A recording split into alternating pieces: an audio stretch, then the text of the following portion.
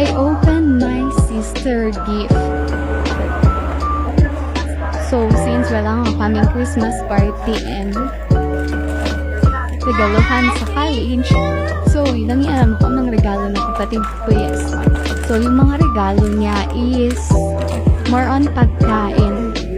So, titingnan natin kung ano-ano yung mga pagkain na mga nakuha niya sa Christmas party. So, yun, may color. Is may mga food pala dyan. Yun, color. Okay.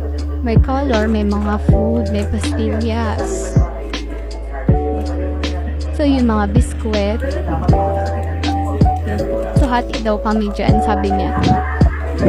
So, as ate, ako na yung nag-open ng regalo niya para sa kanya.